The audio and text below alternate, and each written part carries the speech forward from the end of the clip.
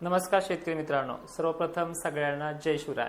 चांगल्याच कडाक्याची थंडी ही जाणवत राहील सर्व जिल्ह्यांमध्ये, पण येणाऱ्या 17 तारखेपासून 17 ते 22 डिसेंबरच्या कालखंडामध्ये काही भागांमध्ये टेम्परेचर दिवसाचं हे वाढणार आहे। उन्हाचा चटका चांगला जाणवू लागेल। दिनांक 22 डिसेंबरला महाराष्ट्राच्या खानदेश एरियामध्ये जळगाव, धुळे, नंदुरबार, शहादा आणि लगत असलेल्या जिल्ह्यांना धुळे, नाशिक क्षेत्रातलं तापमान दिवसाचं मात्र थोडं वाढण्याची शक्यता आहे। 17 तारखेपासून हा बदल आपल्याला पाहायला मिळेल 17 डिसेंबर पासून, पण सकाळची थंडी देखील या खानदेश एरियामध्ये थोडी नॉर्मली जाणवू लागेल। आणखीन आठवड्याभर ती थंडी अशीच राहील। पण नागपूर जिल्हा, चंद्रपूर जिल्हा, गोंदिया, भंडाराचा एरिया आणि नांदेडसह मराठवाड्यातील सर्व जिल्हे तसेच मध्य महाराष्ट्रातली थंडी आणि दिवसाचं टेम्परेचर हे त्याच पद्धतीने सध्या आहे त्या पद्धतीने राहील।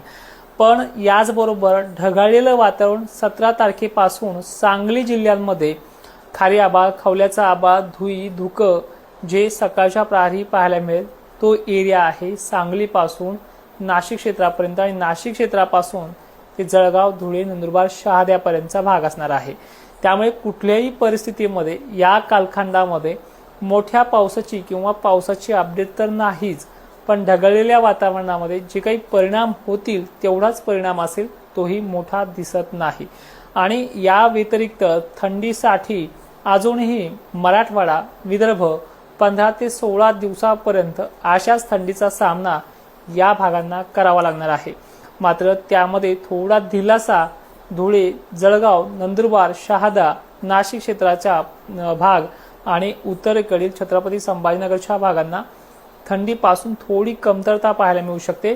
तेही सकाळच्या थंडीमधला हा बदल दुपारच्या टेम्परेचरमुळे पाहायला मिळू शकतो। एकंदरीत परिस्थिती महाराष्ट्राची डिसेंबर महिन्यामध्ये अजून तरी मॉडेलनुसार पावसाची वाटत नाहीये।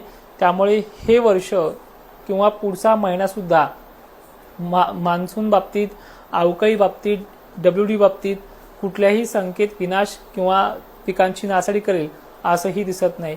या पाठोपाठ जानेवारी महिना सुद्धा अशाच प्रकारे जाणार आहे। माहिती शेवटपर्यंत पाहणाऱ्या शेतकऱ्यांचे धन्यवाद आणि ही माहिती सर्व शेतकऱ्यांना पाठवण्याचा प्रयत्न करा। जय शिवराय।